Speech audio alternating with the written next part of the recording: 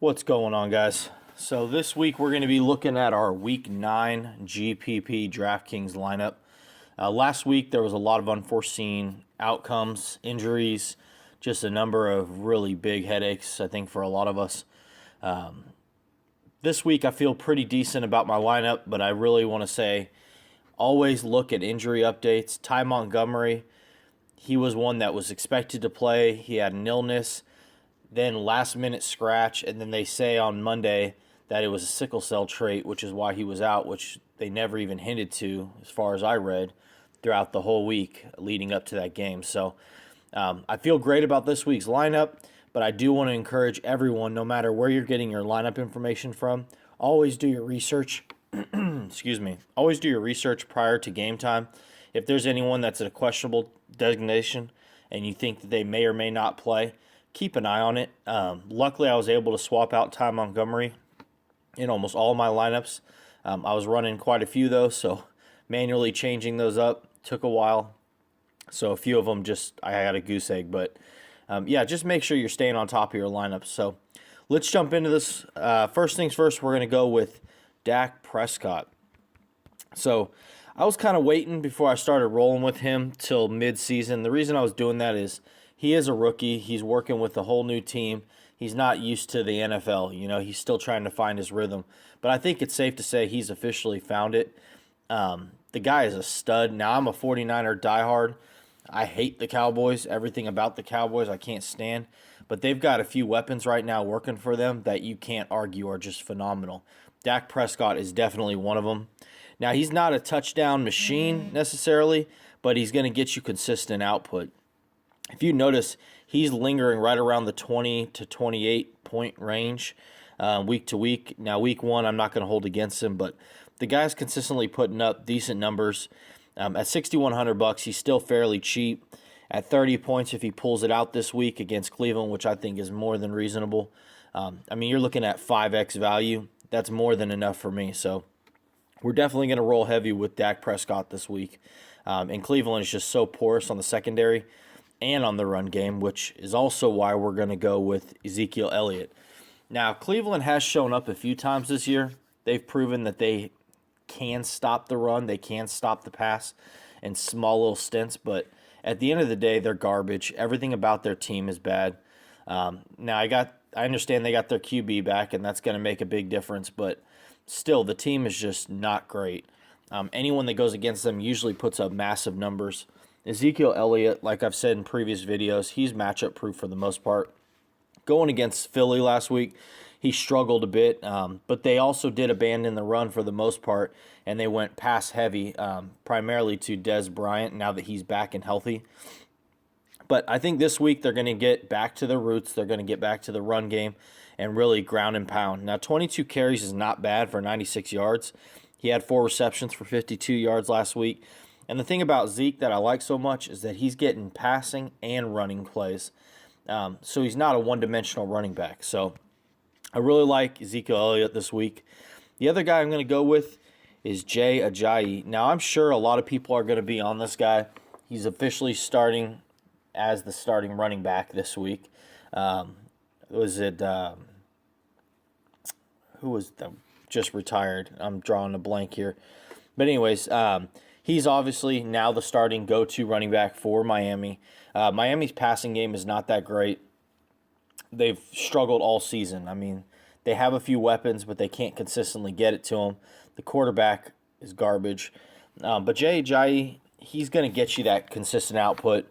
If you look over the last 2 weeks, Buffalo and Pittsburgh, decent defenses, 25-28 carries, 200 yards each, and 3 touchdowns over those 2 games. You show me a running back that's gotten 3 touchdowns in 2 games and 400 yards. You're not going to find it. Now, I know this is not going to happen every week. Jets aren't a bad team by any means, but I feel like they're better in the pass game. They've got better secondaries than they do rush defense. So I'm big on Ajayi this week, so we're going to go ahead and lock him in. And next up, we're going to go with Dez Bryant. Now, Dez is kind of matchup specific, I guess you could say. Depending on the corner he's going to be lined up with, he either will shine or not. If you look at his numbers, I know he was out for 5 weeks, 4 weeks, whatever it was. I mean, he's not going to get a ton of catches, but what I look for is look at the targets, 14, 6, 12. He's obviously working well with Dak Prescott since he's gotten back. They proved it against Philly, who's one of the best defenses right now in the NFL. And Dez found a way to pick him apart.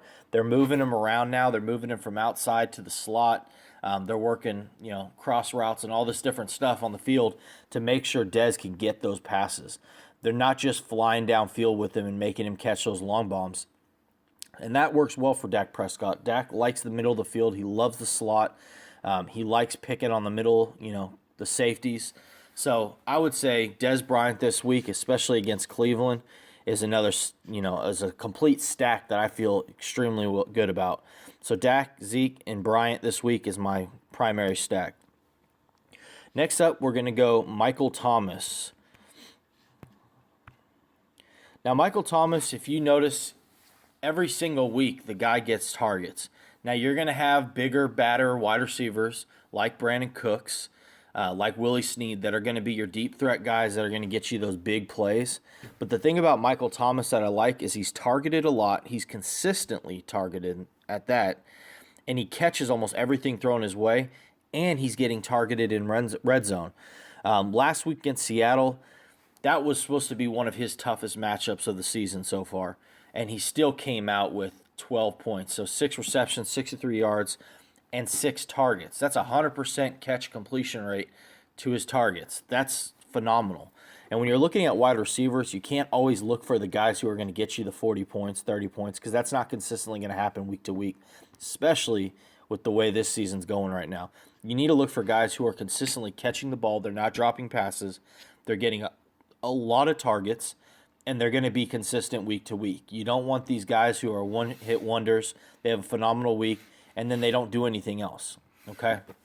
So Michael Thomas, you'll see him in a lot of my lineups throughout the season. You've seen him in most of my lineups throughout the season so far if you've been following my videos, and he's just one of my favorite receivers right now. Not a huge big play guy, but he has touchdown capability, and he's consistent. We're going to go to another Thomas now, and this is Demaryius Thomas. Now, I'm not a big fan of the passing game, i.e. quarterback with, Simeon for Denver, but I do like Demaryius Thomas. He is their stud wide receiver. Now, they have Emmanuel Sanders. He's also very, very good and very reliable. But when it comes down to touchdown passes, clutch plays, big plays, Demaryius Thomas is the guy for Denver. He was even back when Peyton Manning was QB, and he still is with Simeon as QB. And I don't see that changing anytime soon. So last week, it wasn't a huge week for him. 5 receptions, 79 yards. He had no TD. But over the last 3 weeks, 10 targets each, 7 before that. That's a lot of targets. Now, I expect it to go up depending on the matchup. Oakland's secondary is garbage. Oakland as a whole, they really rely on their pass game with, Amari Cooper and Crabtree and Carr. That's their true weapon.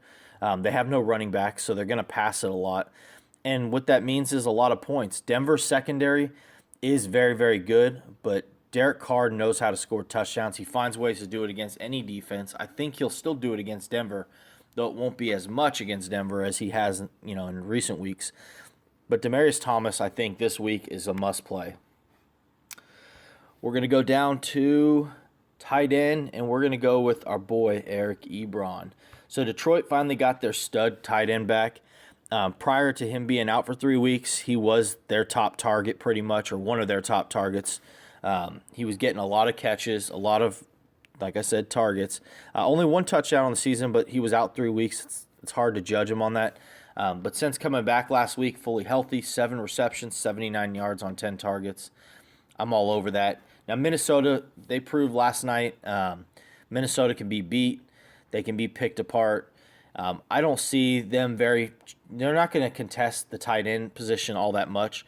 I think they're going to try to shut down some of those receivers for Detroit. They're going to shut down a little bit of the run game, although I don't think they're going to do that much against the run. Their biggest threat in Minnesota is going to be the secondary. Their safeties and corners are very tight. They don't miss a lot of opportunities. They're big on interceptions. So I think Eric Ebron this week is going to be a must-play for me. Now, to kind of go along with that, we're also going to look at Riddick. If I can spell Riddick, that would be helpful. There we go. So Theo Riddick, he's actually their primary running back now. Now, generally speaking, between the tackles, Theo Riddick is not very good. He's questionable at most times to even get you many yards. If you look at his numbers, 49 yards, 56 yards is the most he's gotten at all this season on the ground. But the thing I like most about Riddick is he's also basically a wide receiver as well. He has more receiving yards than he does rushing yards on the season, which is really good. I mean, when I'm looking at a running back in a PPR format, I want a guy who's going to get equal targets to his carries if I can, because then I'm going to double stack my yardage. The thing with wide receivers and running back is they get a point per 10 yards. As a receiver, a point per reception. So Theo Riddick has a lot of upside now. Against Minnesota, they're going to focus on shutting down that pass game. And when that happens, they're going to rely on the dump outs. They're going to rely on the play action. They're going to rely on those sneaky little shuffle passes to the back. And when that happens, that's when Theo Riddick's going to shine. Now, he's going to get end zone opportunities just given the fact that he's going to get the bulk of the carries. He's also going to get the bulk of the play action passes, which in the red zone, those can pay off really big, especially with someone shifty like Riddick. I think he's a must play.